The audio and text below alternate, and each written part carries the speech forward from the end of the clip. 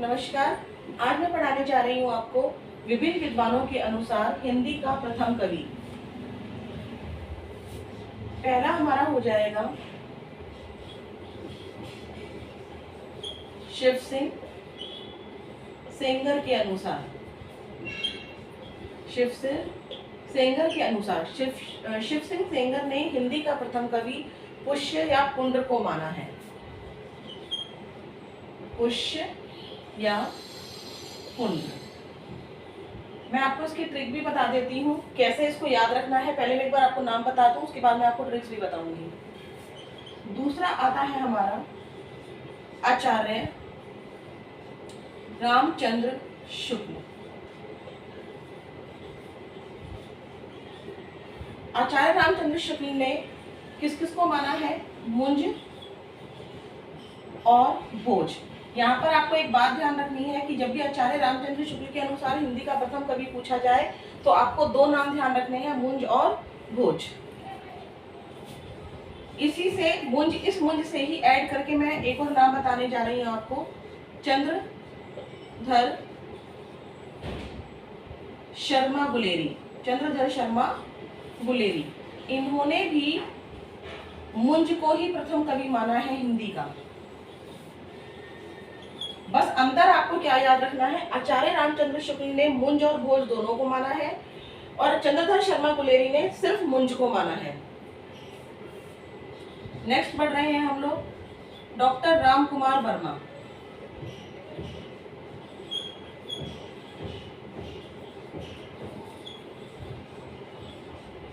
इन्होंने किसको माना है हिंदी का प्रथम कवि? स्वयंभू को।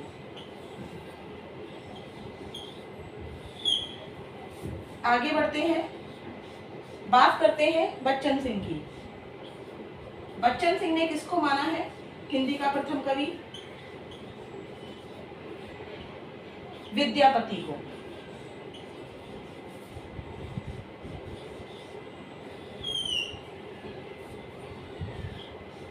आगे बढ़ते हैं हम लोग राहुल सांकृत्यायन।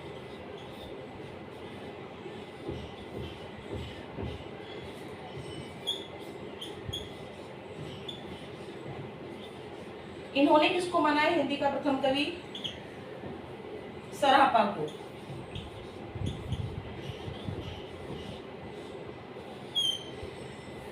इसको आप लोग नोट कर लीजिए, इसके आगे मैं भी कराती हूँ, इतने आप नोट कीजिए।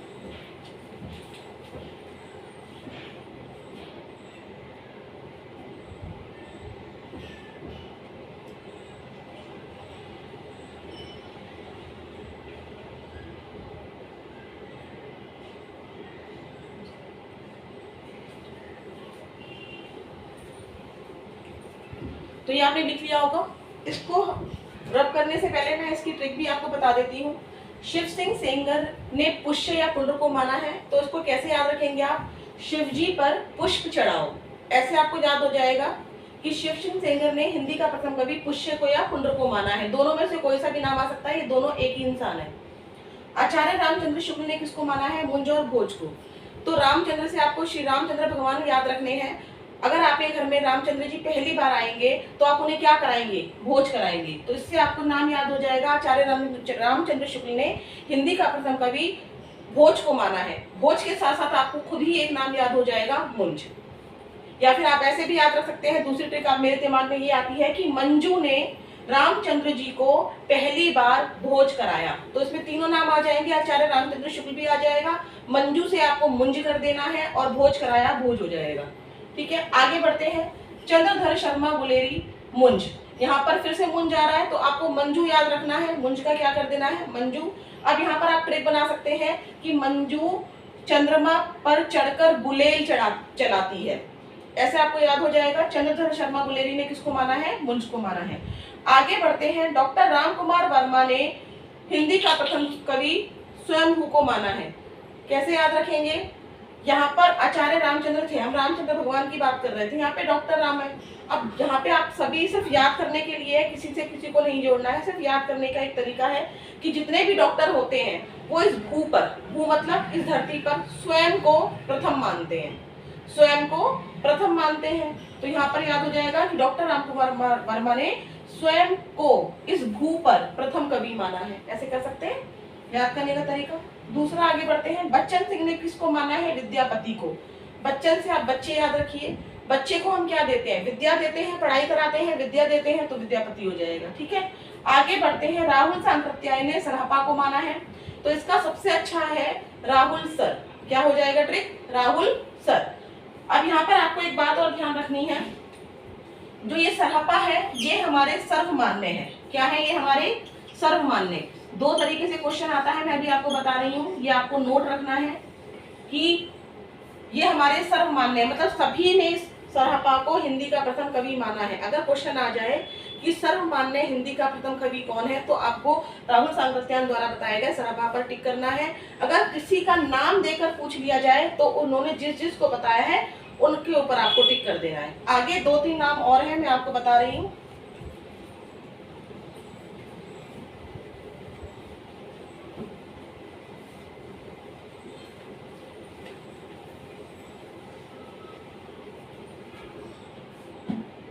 पांच हो चुके थे, 6 पर हम आगे बढ़ रहे हैं।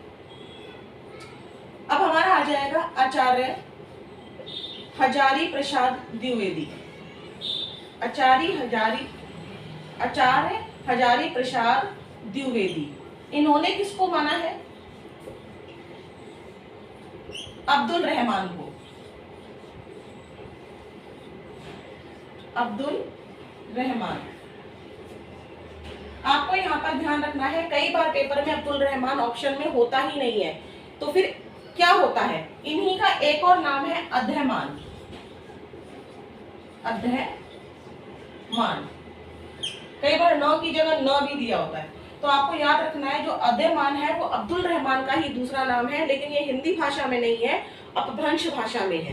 तो आप यहाँ पर नोट करके अपना जहाँ पे भी नोट बना रहे हैं वहां लिख लीजिएगा कि अब्दुल रहमान का अपभ्रंश में नाम है अध्ययमान। आगे बढ़ते हैं, गणपति चंद्र गुप्त। गणपति चंद्र गुप्त, इन्होंने किसको माना है? शालीभद्र सूरी को।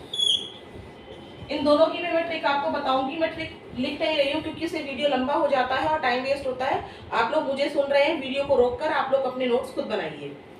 आचार्य हजारी प्रसाद द्विवेदी ने अब्दुल रहमान को माना है। इसके बहुत सारे ट्रिक हैं। आप ये लिख सकते हैं कि अब्बा हजारों रहम करो, अब्बा हजारों रहम करो, इससे आपको याद हो जाएगा। आगे बढ़ते हैं, गणपति चंद्र गुप्त शालीभद्र सूरी। तो गणपति भगवान क्या करते हैं? आपको शील प्रदान करते हैं, है ना, बलशाली बनाते हैं। तो यहाँ से आपको शाली वर्ड ले लेना है, बलशाली। गणपति जी बलशाली हैं, इसकी ट्रिक बन जाएगी गणपति जी बलशाली है, क्योंकि गणपति जी को ही प्रथम पूजा जाता है, तो इससे आपको प्रथम याद रहेगा। गणपति जी क्या है? बलशाली है, तो शालीभद्र सूरी। आशा करती हूँ कि आपको ये वीडियो पसंद आई होगी। अगर वीडियो पसंद आई है तो मैं आगे भी ऐसी ही वीडियो आपके लिए लाती रहूंगी। धन्यवाद।